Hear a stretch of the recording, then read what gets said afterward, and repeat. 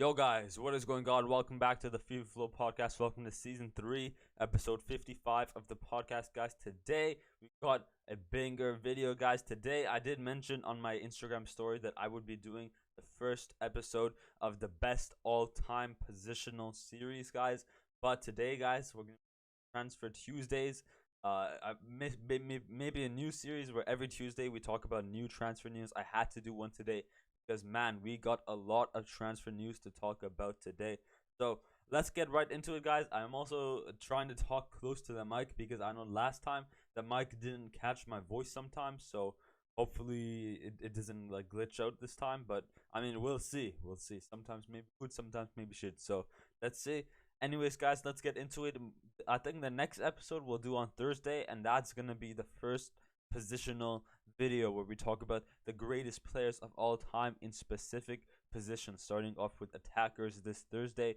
Next Thursday we'll start it off with or next Thursday we'll do midfielders and then defenders and then goalkeepers and then managers, and then lastly ended off with the fifth episode, a mix of all five or all four areas of the pitch, all time 11. And essentially, yes, it could be like just my top three, my top choices from um each each position. But I don't know, we'll see what we're gonna do there. But anyways, guys, let's get right into it. As I said, yeah, hopefully the voice is going good. I'm trying to watch the voice uh like when you record on Streamlabs, there's like a voice, like a line. I can even show you guys. So as you see over here, like a line here. So I'm trying to make sure I'm speaking directly into the microphone this time, to catch the voice. But I don't know if it's a lack of like where I'm speaking, like I'm not speaking directly to the microphone, or the lack of, oh, my microphone is busy. But anyways, just for now, we're gonna try to speak more thoroughly into the mic, so it might sound like I'm speaking a bit more, I guess, I don't know, maybe a bit more harder, like it sounds a bit more louder, a bit more harsh. But yeah, let's get right into it, guys. Let's start off a bunch of news and then end it off with a footy tic-tac-toe to show my elite footy knowledge, of course. Starting off with Juan Cuadrado will sign until June 2024 as a new Inter Milan player. Medical test already booked at the beginning of the next week. Documents being prepared. It will be official next week. I think this is a great deal, both for Cuadrado. He left Juventus, which is pretty sad. He was there for a while before he moved from Chelsea, went to Juventus for a while, and was a key player. And then now going to Inter Milan. I think this is a great deal. Inter Milan do seem like a team who are a bit more defensive. And I think Cuadrado is more of an attacking player. But I think at the end of the day, I think he still fits the system. I think, yes, I think even though with Inter Milan being a defensive team, when Inter Milan are in the attack, they also use their fullbacks quite a lot. You see, like Dumfries a lot of the time. What's his name? DeMarco, is that his name, on the left side as well. So in the attack, they are. I feel like they're a bit more of a defensive team, but in the attack, they are a very offensive team with their fullbacks for sure. So I think you can go down the wing like in that Dumfries position. Maybe they're trying to move Dumfries into that right center back, like in a three back formation when they play. I think they play a three back or five back formation. So maybe move Dumfries more centrally. Also to replace it could be like move Dumfries to center back and put Cuadrado at right mid or like right wing back to replace Dumfries. And Dumfries is moving the center back to replace that Milan Skriniar's position, who just moved to PSG. So those are my thoughts there. I think it's a great deal. He fits the system. So great deal for both sides here, both for Cuadrado fits it, also for Milan. Great signing. And also, as I said, my theories. Maybe because to maybe move Dumfries, a bit more physical, defensive oriented player, to replace Skriniar in that right center back position, and then put Cuadrado where Dumfries was in that right wing back, right mid position. So that is that. Understand Andrea Onana will sign a 5-year deal at Manchester United, valid until June 2028. Manchester will also include an option for further season until 2029. Sources feel it's possible to reject Manchester United for Onana, ready to sign. So yeah, I think this is a great deal. Of course, with David De Gea just leaving the club, he fits in perfectly for that spot. Already had some time under Eric Ten Hag at Ajax, so I think he fits the system as well. He also fits the system of playing from the back, being good on the ball as well. I think that's the problem United had a lot, is not the reflexes. I think savings, like maybe sometimes Onana was a bit lacking this season in terms of diving, saving, trying to save the ball with his feet as well. But I think either way, I think that wasn't the main problem for De Gea. I think the main problem was having the ball on his feet, playing from the back, like the pass from the back. And Onana, of course, you already know this guy. He's gonna go to the halfway line and dribble. He's gonna do elasticos the halfway line. This guy is crazy, man. So, United fans out there, be nervous about him going out of net quite a bit. But at the same time, understand that he plays like this and he knows what he's doing. He's a good keeper. He's done this a lot of times at Inter Milan.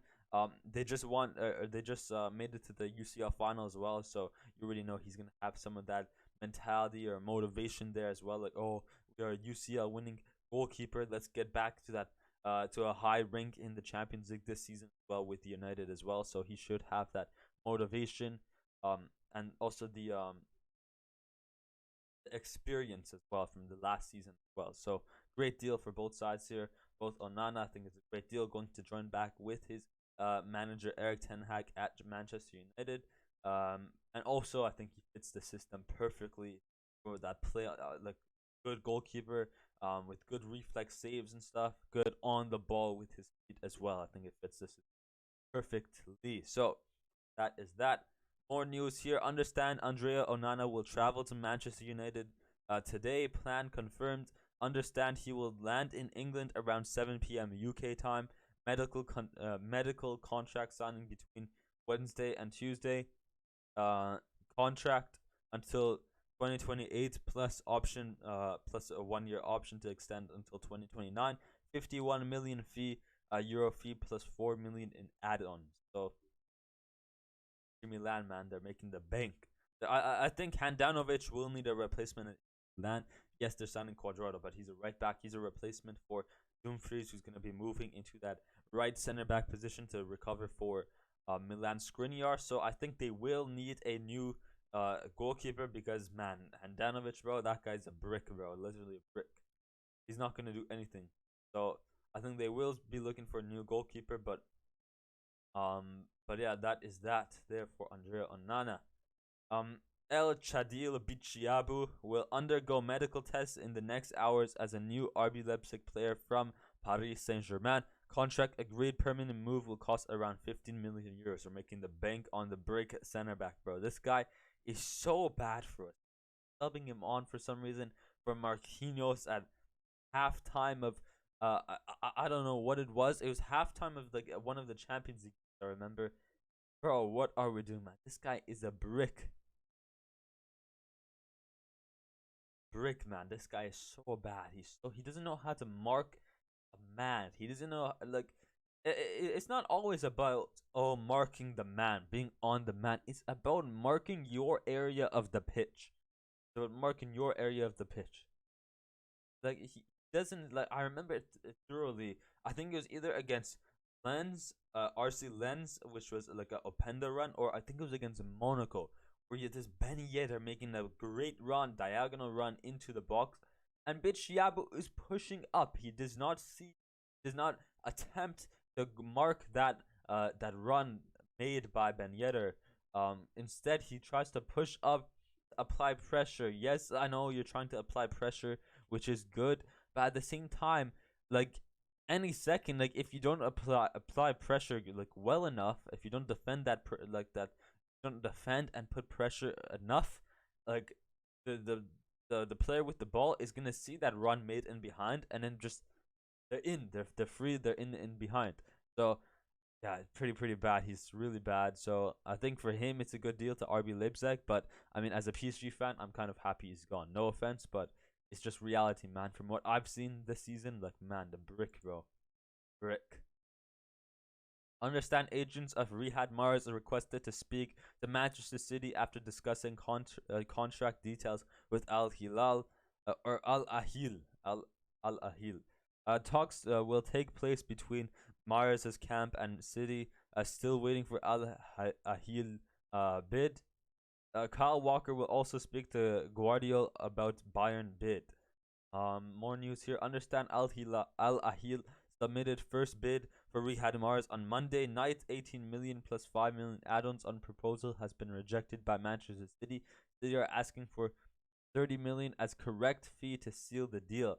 Al Ahil increasingly confident to get it done soon.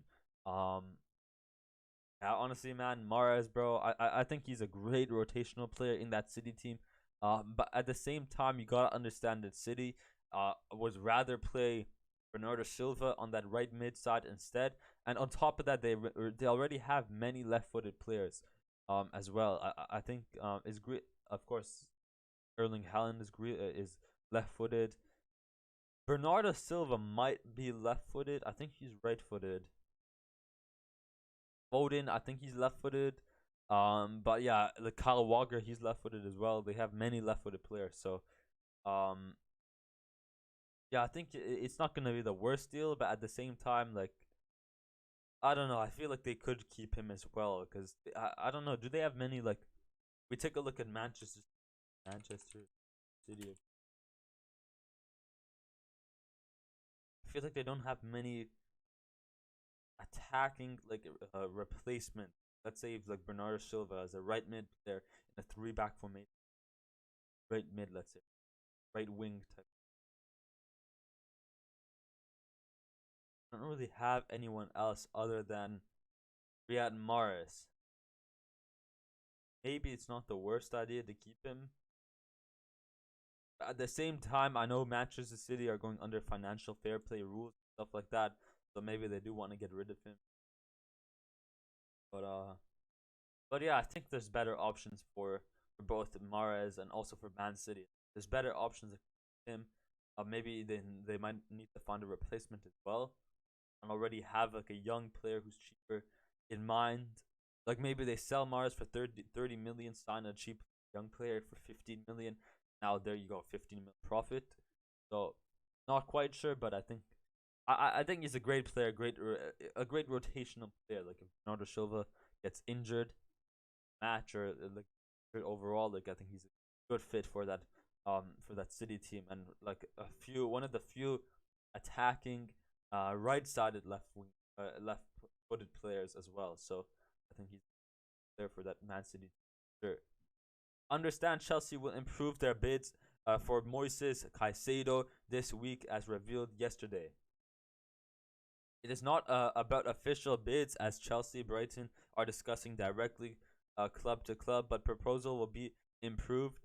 More than 70 million is that euros or whatever it is, pounds I think it is, fixed.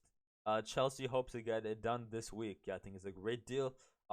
As I said, yeah, Chelsea have been spending a lot, but at the same time, this transfer window, man, Chelsea have literally let the whole starting 11 leave. So I think yeah, getting him in as a replacement for N'Golo Kante is gonna be a perfect fit as well. Him, Enzo Fernandes, they're young as well, so they're gonna be there for like at least a good 3, 4, 5 years. Brilliant deal. Him and like Enzo Fernandes and I don't know who their last one is. Like, I don't know what formation they really play, like a 4-1-2 type thing, but let's say a 4-1-2-1-2, a 4-2-3-1 type thing. Fernandes and Caicedo in a midfield and a two midfield setup, a three midfield setup as well with Caicedo's that DM, Enzo Fernandes that like right center mid type player, box to box, and then maybe like an an attacking oriented player on the left side. I don't really know who they have. Maybe like João Cancelo would have fit, but of course he went back to Atletico de Madrid. Um, but yeah, either way, like he fits the system for sure. He fits the needs that Chelsea need in the midfield. Like they're lacking a CDM after the departure of N'Golo Kante, so he fits the system. Young as I said, so he's a while. So great deal for Chelsea and also for Caicedo, who's a big fan of joining the Chelsea side. I don't know if we mentioned this, but yeah, Ilkay Gundogan to FC Barcelona. Here we go. Great deal for Barcelona. But at the same time, many midfielders for them. Of course, Gavi, who has been playing more on the left wing type position. This season, the left side, left wing in a 4-3-3. Of course, that the classic Barcelona formation. Gavi has been playing left wing, but but yeah, I think Gundogan is an easy starter. It's gonna be difficult because they have a lot of young players that Barcelona do have a lot of young players they need to use as well, such as Pedri and also Frenkie De Jong, who's also has to be a starter, bro. Um, but then also they're kind of lacking. Like I feel like they might also be lacking that kind of physical oriented DM player who for me is of course Frank Kessié in this Barcelona team. Now that Busquets is gone, I think Frank Kessié should get some more playing time. He came at the club last season. I thought, oh, surely he's gonna get more playing time to replace the old brick Busquets, but he didn't. He barely got any playing time. Busquets played much more than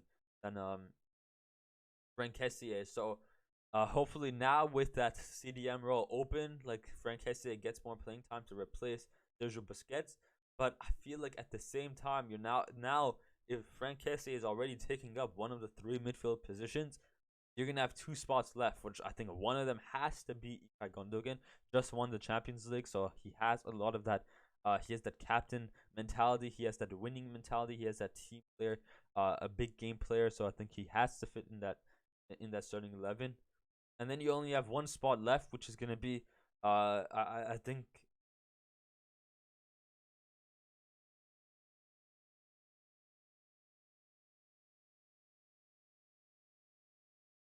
Sorry about that. My voice just caught.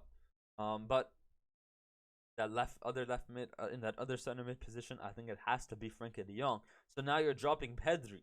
So that's my problem there. So now it's getting me thinking, oh, Frenkie De Jong is going to be the new CDM, and then Gundogan and Pedri is the other two center mid. So at the same time, still no playing time, still not as much playing time as I would expect for Frank Kessié. I don't think he's going to get that much. I think I've heard some rumors of him gonna leave the club this season, but I don't know, man. I think they should keep him. I think he's still gonna be a great rotational player. I think it shouldn't be that much of a problem because Barcelona play a lot in the midfield tiki taka, so having backup replacement midfielders is a priority for them for sure. And as I said, like with Gavi playing in the left wing as well, but sometimes he does play in that left in that center mid spot as well because I think Ferran Torres is pretty good for Barcelona. I think he have the priority at the left wing rather than Gavi. But yeah, great deal for both sides here. Gundogan, Barcelona, I think he has to be a starter. Him and De Jong have to start. It's just a problem of does Kessié start to fit in to replace that Busquets since Busquets went to Inter Miami. Does Frank Kessié get more playing time to replace that CDM spot, or does Frenkie De Jong slide into that CDM because Frenkie De Jong is also a big, strong defensive player as well. So does Frenkie De Jong go there and then you start Gundogan and Pedri in the midfield instead? It's just that's the issue. But either way, I think it shouldn't be that much of a problem because, as I said, they are a midfield, a tiki taka in that midfield oriented team. So having backup midfielders to kind of a rotational team in that midfield to always keep that midfield alive throughout the whole game, whole 90 minutes is key for a team like Barcelona. So their way should be fine. Al Nassr are closing in on Seko Fofana deal. Final details being sorted on the club side before sealing the agreement as a player already accepted. Fofana set to join Cristiano Ronaldo, Marcelo Brozovic, and Anderson Talisca. Here we go. Soon is already done as well. This is just an older post from yesterday, but I think this morning deal confirmed. Here we go. Great deal for Al Nassr. We're gonna be talking a bit about Al Nassr later on from quotes by Ronaldo. He said at the interview, so I kind of want to give my review and analysis on that, give my thoughts on what he said. So I think it's a great deal. He's gonna be great to improve that Al Nassr midfield. I think yes, Brozovic is a CDM type player, but I think he's gonna move into that box to box role, and then Seko Fofana is gonna move into that kind of Vieira type role, like a tall, physical, big presence he's gonna have in that midfield in a defensive duty role as well. So I think maybe a two CDM setup with Brozovic and Fofana, but if it's a one CDM setup. I think like put Fofana to have more of that physical presence, and then Brozovic as that kind of like box to box type player instead. Fofana as well. I've seen him against Paris Saint Germain sometimes during the Ligue 1 this season. Great player in that RC Lens. Of course, RC Lens also of course having a great season as well. He's gonna fit up to great player, a great box to box, a great midfielder for that Lens team. He offers a physical presence, so I think he's gonna offer a lot to that Al Nassr team as well. I think there's one slide. I think there's one player we do not mention on here, but it's Openda. I think I don't have it up in the tweets, so it's actually Openda, who had a great season at RC Lens, who was a destroyer, someone a speedster in the League 1, and I was always scared of him. He got past Ramos and Marquinhos several times against Paris Saint Germain. I was like, oh my goodness, we are screwed against this guy. He was actually insane, and he's also made a move to RB Leipzig. So great deal for Leipzig, man, making moves out here, really. But yeah, Lens also selling Fofana, great deal for player. I think he fits the. Manchester United have Amrabat included into their defensive midfield list, but nothing imminent. And no bid has been sent. Manchester United next priority is a new striker with Højlund talks on. New midfielder depends on outgoings, especially on Fred and Van de Beek. So I think Amrabat fits the system well. I think, as I said, the only problem I had with that United midfield of Mount, Bruno Fernandes, and Casemiro is they don't really have a box-to-box player. They have, of course, the defensive CDM, Casemiro, who does go up a lot as well. And then they have Mount, who's an attacking player, and then they have Bruno, who's also an attacking goal scoring goal scoring a chance creator. He's the one who gives the assist. He sends the through balls into Rashford and stuff, into Anthony. And yes, maybe Bruno does come back sometimes as a box to box, but he's not a pure box to box. He's not like a Luka Modric type player. He's more of a slightly more attacking player than Luka Modric. So it's really gonna depend. Like I think they're gonna need more someone like a box to box, and I think Amrabat, he's probably gonna be there to replace Casemiro, but I think they still need to look for a box to box. Enzo Fernandez would have been sick in this United team. But yeah, I think a box to box is someone I don't know. Like Barella from Inter Milan would be sick maybe next season. So I think they should look in the Serie A yet again. I always say this every year. Serie A, man, they always have some of the best midfielders in the world. Tonali, Barella, Brozovic, of course, who just went to Al Nassr, and much more. Milinkovic Savic. So of course Amrabat as well, who's from the Serie A as well. So they're of course looking at him as well. So that is my thoughts there on Amrabat United. One key point on Alvaro Morata, as interest keeps growing from Inter, Roma, and 2 Saudi clubs. Morata has not given his green light to a single club. He's still assessing his options, and he'll decide in the next days. While Atletico wants 20 million euros. I think it's a great. I think I don't know. Yeah, Inter Milan, bro. They just got Marcus Thuram from Mönchengladbach, so I think not gonna. I don't know if bro. Imagine having 3 bricks, bro. Morata. Oh my! Imagine they tried to sign Lukaku as well. Morata, Lukaku, and what's his name? Lautaro Martinez, bro. Brick Academy FC, bro. Literally, man. Brick attack. And Thuram is also kind of a brick, but we'll see. But yeah, I think Morata. I don't know. He does get slept on quite a bit, or like hated on quite a bit, but like he's pretty good, man. He's a pretty good player, man. Just needs to fit in that system, like a Atletico type system, a ratty system, where they stay back. I don't know, send a through ball. He's kind of like a header oriented. Cross it in and he gets a header. Not the worst player. Let me just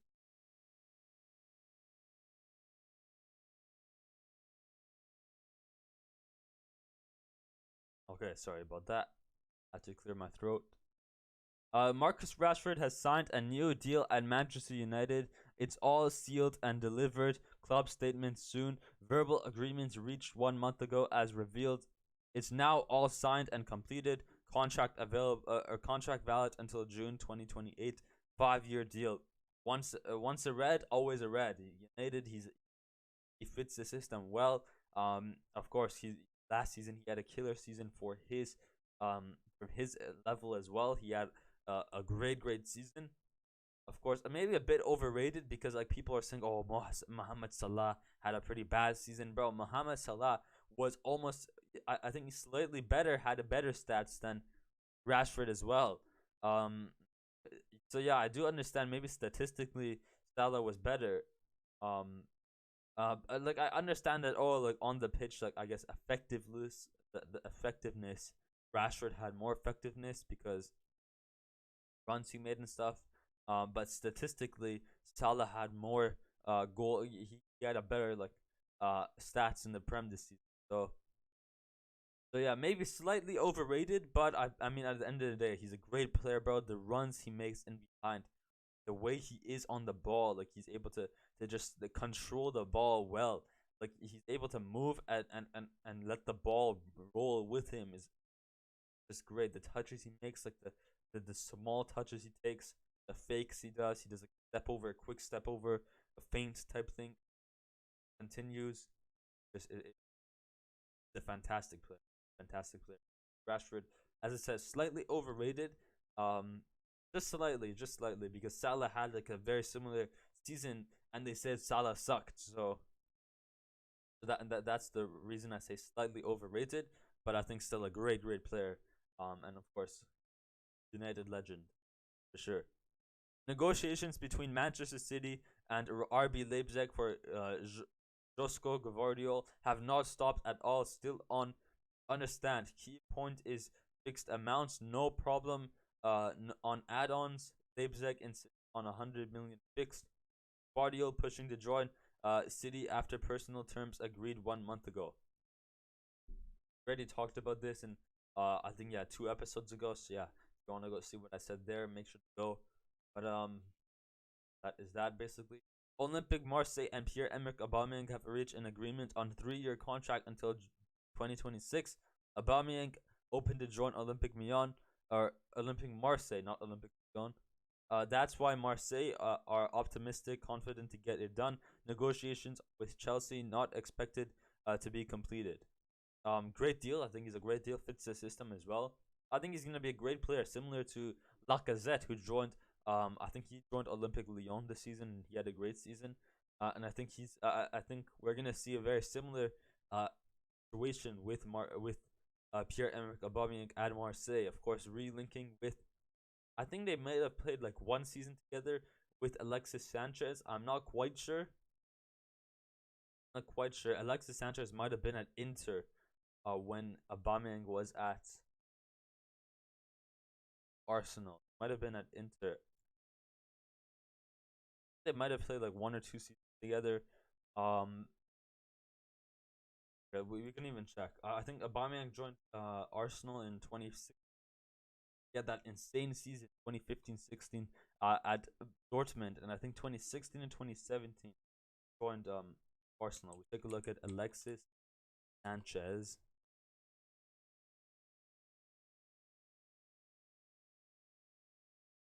Went to Milan in 19. Yeah, he was at United. Yeah, this is way. Oh no, 28. Yeah, here. So maybe like 1 season, 1 or 2 seasons, early years of Aubameyang at Arsenal. So yeah, relinking with him at Marseille as well. I think he's gonna, as I said, he's gonna be a lethal striker for that Marseille team as well. I think very similar situation to Lacazette. He's gonna score a lot of goals. He's gonna fit the system. Relink with Guendouzi, who was at Arsenal. Relink with Alexis Sanchez, who was at Arsenal. So fits the system perfectly. Literally. Yeah, here's some of the news on Ronaldo. Some of the stuff he said. I'll come back to that. I want to leave that for last. I know this one we won't talk about. Al Nassr are closing in on deal to sign Alex Telles from Manchester United. Here we go soon. There's a verbal agreement now in place between the two clubs, awaiting for documents, check details. Al Nassr want both Seko Fofana and Telles to join in the next day. It's a great deal, man. Al Nassr making moves. We're gonna have an episode just talking about the Saudi League signings and kind of rate the best signings in the Saudi League for sure. I also want to do an episode also talking about ranking the best kits this season. So we will have that soon. Thursday we're gonna doing. I'll talk about new stuff later on. Let's just get the news done with. Manchester United are preparing their opening bid for Rasmus Højlund, he was a striker from Atalanta, I believe. Yeah, the personal terms 100% agreed. He wants United. Atalanta told United they don't want 3 players offered in the deal after initial talks. Asking price around 65 million euros to 70 million euros. Now, United fans, do not be sad. Because I don't think he's gonna be the best striker. Like, don't expect this guy to score 20, 30 goals.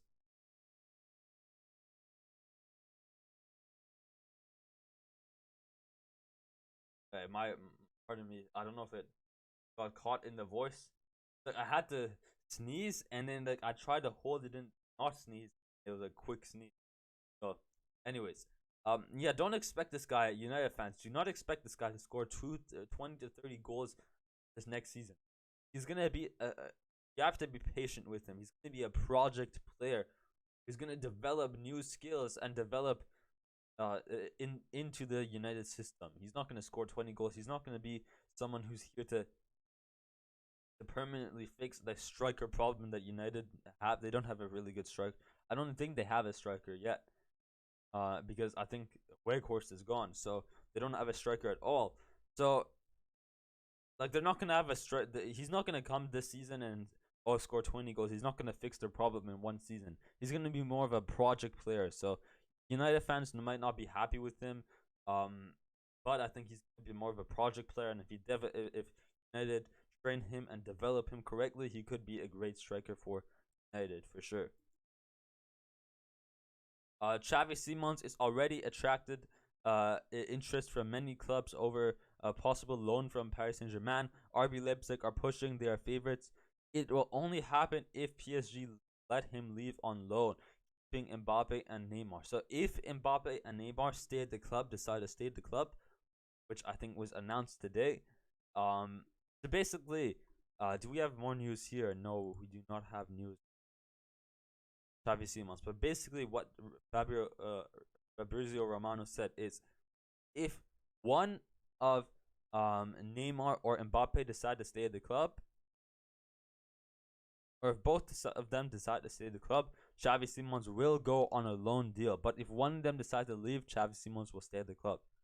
And today was supposed to be the day of Mbappe's decision, but we didn't really get news on that. But what we did get news on was Xavi Simons' loan deal. Here we go to RB Leipzig.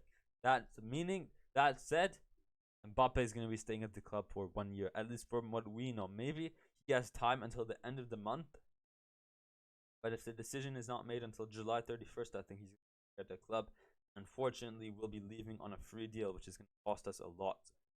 So that is that.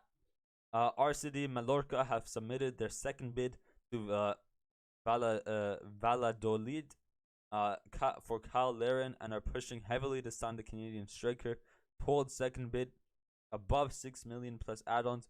Valladolid activated his buy option from Club Brugge for just 1.5 million, bro. So Valladolid has they activated his buy option, Club Brugge, for 1.5 million, and now are asking for 6 million. And man, that is a steal, because Kyle Laren, he was a top. He came in the winter time, in December transfer market, and ended up in half a season was Valladolid's top goal scorer of the season. That is crazy, man. The Canadian effect. He's a great player for Canada as well. Great player. Him and Jonathan David are great in the attack. Yeah, that he really proved himself in the La Liga as well. So fair play to him. I think Valladolid could keep him as well. I feel like he should stay there, but I don't know. RCD Mallorca are not a bad team as well. Official confirmed Kim Min-jae signs as a new Bayern player on a 5-year deal. Great deal for Bayern. Him and the Ligt should be insane. A beast, a combo backline for Bayern. And with Lucas Hernandez joining PSG as well, Kim Min-jae should be a great replacement for him well in that back line. So that is that. Jordi Alba will be the next signing of Inter Miami as agreement is being sealed. Just waiting on final details. Then he'll sign the contract as the President Mas said. It's imminent. Here we go, man. Messi. I know Inter Miami are in talks with one of the I think he plays in Uruguay or in Argentina. But Suarez, I think he plays in Uruguay or Argentina now. They're in talks with that club. They want to bring Suarez. Imagine Messi, Suarez, Busquets, Jordi Alba all together here. I know there was rumors that Inter Miami wanted to sign what's his name? Iniesta as well. Bro, they're literally recreating Barcelona past and present. I think it's also sick as well. I think it's great for the players as well. Like I think it's a nice way to kind of relax in their final years playing football. The Burger League. But yeah, great deal. Joao Felix statement on his future. I'd love to play for Barca. Barcelona has been my first choice, and I'd love to join Barcelona. Always been a dream since I was a kid. If it happens, it will be a dream come true for me. Great player, man. Great goal scoring player. He fits perfectly in that Barca team, like on the left wing as well. Kind of are looking for a new left winger as well. Fits perfectly. Yeah, great player. Great. The PSG man, sign him. If we sell Mbappe, please sign him instead. Half the price for Mbappe. We sign him, and then we still have extra money. But yeah, here let's just go over what Ronaldo said, and then end off with a Footy tic tac toe. Also ended off with upcoming new videos in the next week for the FIFA Flow Podcast. Cristiano Ronaldo, I won't return to European football. The door is completely closed. I'm 38 years old. Also, European football has lost a lot of quality. Only valid one is Premier League. They are way ahead of all other leagues, and that is true. And that is also because of the tax, bro. English Premier League tax is so. See, do you not see? Declan Rice, 105 million, bro. What is going on, man? What is going on with these English players? Jude Bellingham, like, man, the Premier League have so much money, and I think another reason why the Premier League is so ahead of other leagues is because of the money. I think it's economically. I don't think skill wise. I feel like La Liga has some skill to offer. Even League man, very slept on in skill wise, but economically wise, the reason why Premier League to many people feels so much more superior to other leagues is because economically they've ruined football. We talked about this in the last podcast, how Saudi how all these oil clubs have ruined football. These big money clubs have ruined football. As I say, put a tax. Take a look. Arsenal, they gave 105 million euros for Declan Rice. Now West Ham are 100 million euros richer. It makes the club now. West Ham are more valuable club because they have more money in their hands now. And now all of a sudden, if this keeps going on, oh, Arsenal or Man City, we want to give RB Leipzig 100 million. Now Leipzig's value has gone up because they've just got 100 million euros. Like that, just like that. They're spending. Oh, let's go spend United. Let's go sign Mbappe for 200 million. PSG now have 200 million. Mbappe now has expanded the worthness of the United club. Or the other way around. PSG have now have 200 million, and now have expanded the worthness, like have put up the value of the PSG club, because now we have our 200 million euros more richer. Now this money is now we're gonna go spend that 200 million on 100 million a striker for Kolo Muani, and now who does he play for? Does he play for Frankfurt? And now Frankfurt are 100 million, and then one by one 100 million here, 100 million there. oh, now this club is now 100 million euros richer. They're gonna go spend money on another club who are now 100 million euros richer, one by one by one. Each club 100 million here, 100 million there. Money goes up, and then each club is gonna be more richer, and then that's why the prices are going. The inflation is so high in all the leagues now. But Premier League has been doing this for so long now that they've gotten ahead. They already have all this money already. That they're ahead of the game, of the inflation game.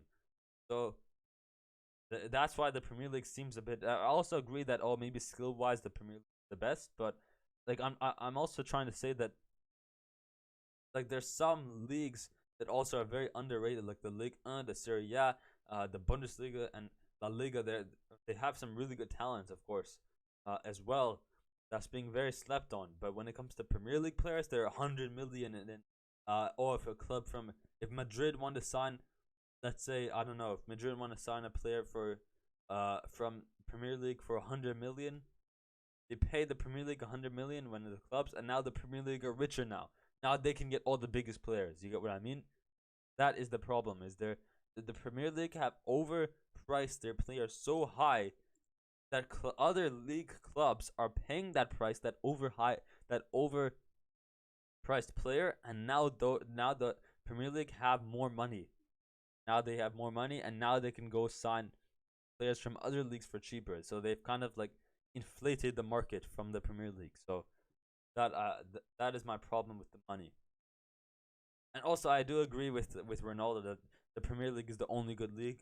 But at the same time, like there is some talent in the Ligue 1, the Serie A, and the La Liga, and also the Bundesliga, mainly Bayern and Borussia Dortmund.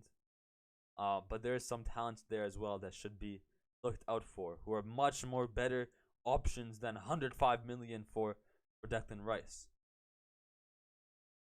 Saudi League is better than the MLS. I'm 100% sure. I won't return to any European club. I opened the Saudi League, and now all the players are coming here. Here is the line. He's Messi go there, and then he says this. But at the same time, I 100% agree. The problem with the MLS Soccer League, the Burger King League, is you have Eastern Coast and Western Coast. East Coast teams, there's like 20 teams, 15 teams on the East Coast, and they only play against other East Coast teams, and then the top 8 from the East Coast make it to the playoffs. Same for the West Coast. There's like 20 teams on the West, and the top 8 make it to the playoffs. The West side has their own playoffs, the East side has their own playoffs, and then the winner of the playoffs from the West and the winner of the playoffs from the East play each other to win the MLS championship trophy. So messed up, bro. The problem with the MLS is there's no relegation to go down a league. That is the problem they have. That's why it's not really considered a professional league. That's why the Saudi League is better. My decision to join Saudi clubs was 100% crucial to bring new top players. It's a fact. When I joined Juventus, Syria was a debt, and then after I signed, it was reviewed. It was revived. Wherever Cristiano goes, he generates high interest. For sure. I 100% agree. I think he was a crucial fact to why the Saudi League are getting so much more top players this season. But at the same time, here are some reasons why I don't think it's Ronaldo. One, I think they see, oh, Ronaldo the GOAT. He's gonna bring in, so Ronaldo is the GOAT. Whatever we do, if we make the league more entertaining, more people are gonna watch the Saudi League. So if we make the league more competitive and entertaining, for Ronaldo, because Ronaldo is the best player, it's gonna bring in more income through sales, to many sales, to advertisement, to sales, to the TV show, like the broadcasts. So if we surround the league with good players to make it seem like a more competitive league, for Ronaldo, then if Ronaldo does good as well, then people are gonna say, oh, Ronaldo the GOAT. Does it in competitive leagues like the Saudi League. They're gonna make sales from broadcast, I guess merchandise sales and all that stuff. That's one reason. So the Ronaldo effect, I guess, yeah, that everyone they want to make the league more competitive for Ronaldo. But at the same time, I think the reason why many of these players are joining the Saudi League is not only because of Ronaldo. I think it's the money as well, man. I guarantee you, if MLS clubs had the money that the Saudi League players, teams are paying to the club and to the player as well, they would go to the MLS 100%. We've seen so many times in the past, Andrea Pirlo, Kaká, Thierry Henry, and other players as well, gone straight to the. I think the Gerrard. I don't know if Gerrard went. No, I don't think Gerrard played, but of course we see Messi now. We see a lot of past retired. I guarantee there's many more which I cannot name right now, but a lot of past legends, Buffon, not Buffon, Zlatan, a lot of past legends towards the end of the career had decided to join the MLS because MLS, America, the big world, the money world, America, oh the biggest world, the biggest, like they control the market and stuff. America is the best, the great big America. They say, oh, MLS is a good league. There is a good league there. Let's go to the MLS. But now, since Saudi, some of these players who are like going towards the end of their careers, like Brozovic, I don't know who else. Let's say any other players who are going to the Saudi, Benzema, as well. It's going towards the end of the career. They kind of want to relax and make money as well.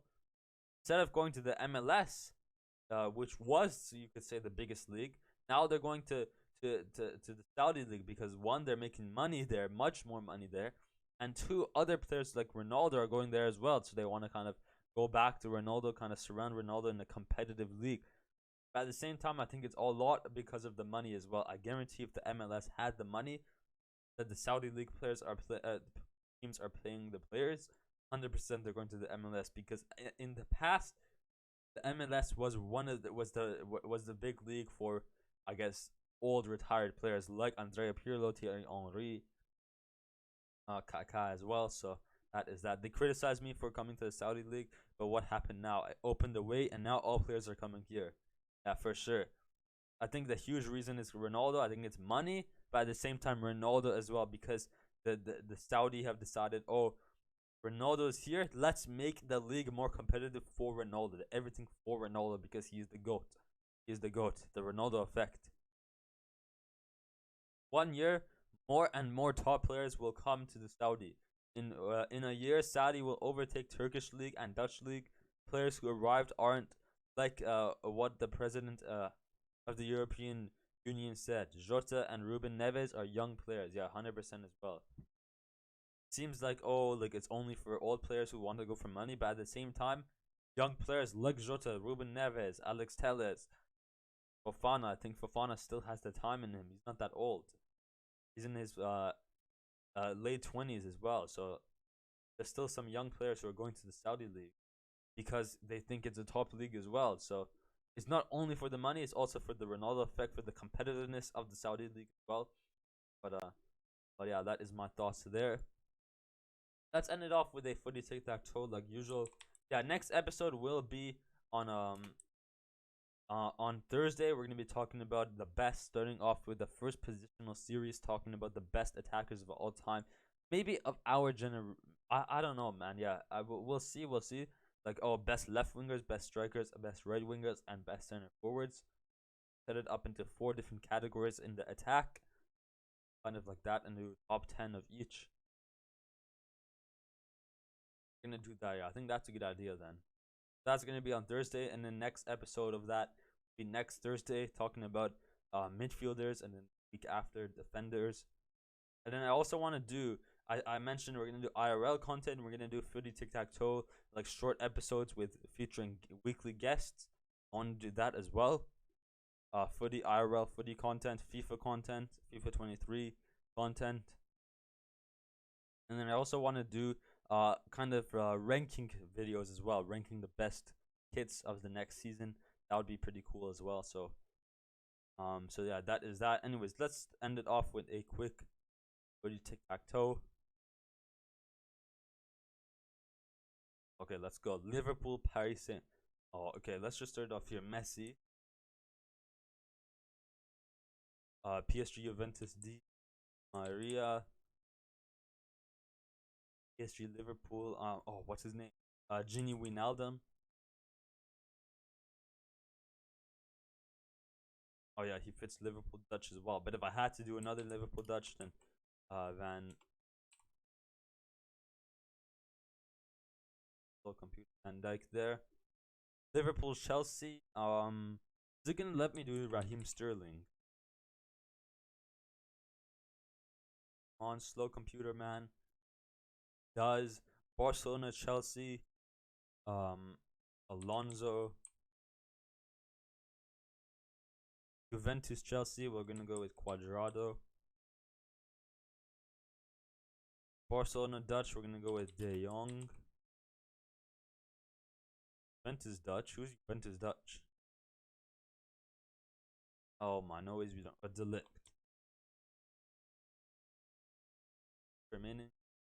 I don't know if you could. Let's try to name more. Let's say. And that's all, man. We don't want to show our negative ball knowledge. I think that's pretty good. Our fastest time as well, like 1 minute 50 seconds from. Great time. But yeah, that's gonna end off the episode. If you guys enjoyed today's episode, hit that like button, hit that subscribe button, and hit that bell. 48 subscribers. Let's see if we can hit 50 subscribers by the end of July. This August, in the first 2 weeks of August, first 2-3 weeks of August, I'm gonna be going into to Europe, and I'm gonna go to a PSG game. So I want to do a vlog on that as well. It's gonna be insane. So let's see if we can hit 50 subscribers before then. But yeah, as I said, the plan for the next week and for the next month of the FIFA Flow podcast. But yeah, for now, stay positive, stay happy, stay flow, and I'll see you later. See ya. Have a good one. Bye.